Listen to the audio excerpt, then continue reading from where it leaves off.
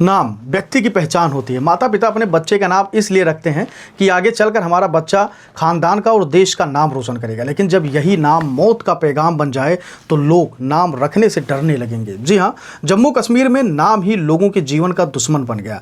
जिनके नाम के पीछे हिंदू जुड़ा था, उनके जीवन को नरभक्षी आतंकवादियों ने उनसे छीन ली, और जिनके नाम के पीछे खान, पठान, अंसारी, सिद्दीकी, मोहम्मद या कुछ और था, उनको जीवन दान मिल गया, क्योंकि वो उन आतंकियों के धर्म से आते थे। जम्मू कश्मीर के मशहूर पर्यटन स्थल पहलगाम में मंगलवार को आतंकियों ने टूरिस्टों को निशाना बनाया। इस हमले में अब तक 28 लोगों की मौत हो गई है, जिनमें ज़्यादातर टूरिस्ट हैं।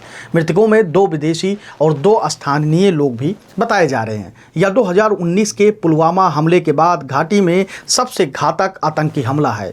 यह घटना मानवता को शर्मसार कर देने वाला है। इस घटना की जितनी निंदा की जाए वो कम है, क्योंकि कश्मीर में धर्म पूछकर सिर्फ हिंदू पहचान के कारण निहत्थे पर्यटकों को निशाना बनाया गया।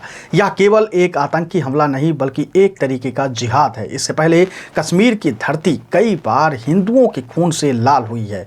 बीते 1.5 दशक यानी 15 वर्षों की बात करें तो इस तरीके का यह 11वां सबसे बड़ा हमला है, जिनमें अभी तक 227 लोगों ने अपनी जान गंवाई है। इस केंद्र शासित प्रदेश के मुख्यमंत्री उमर अब्दुल्ला ने इसे हाल के वर्षों में आम लोगों पर हुआ सबसे बड़ा हमला बताया है।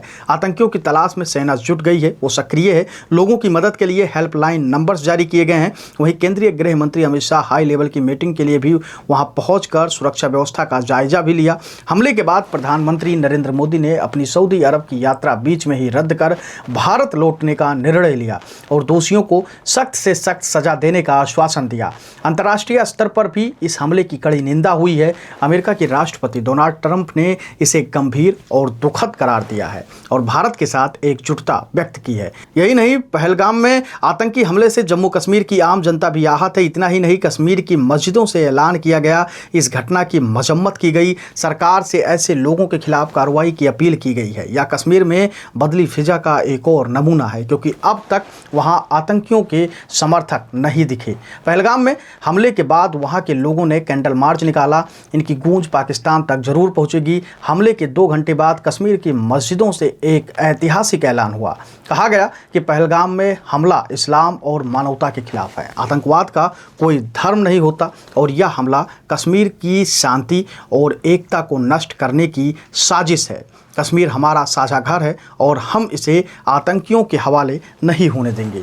कश्मीर के धर्म गुरुओं ने टूरिस्टों के प्रति एकजुटता दिखाई और सरकार से आतंकियों के सफाये की मांग की है। उन्होंने कहा है, ऐसे कायराना हमले करने वालों को बख्शा नहीं जाना चाहिए। जम्मू कश्मीर के बारामूला में स्थानीय लोगों ने पहलगाम आतंकी हमले के खिलाफ कैंडल मार्च निकालकर विरोध प्रदर्शन किया और विरोध अपना जताया। वहीं श्रीनगर में स्थानीय लोगों ने मोमबत्ती जलाकर विरोध जताया है। कश्मीर के लाल चौक पर जहां पहले चहल पहल दिखती थी, वह अब खाली खाली नजर आने लगी है। यानी कि एक बार फिर आतंकियों का डेरा वहां देखने को मिला है और उनकी बर्बरता देखने को मिली है।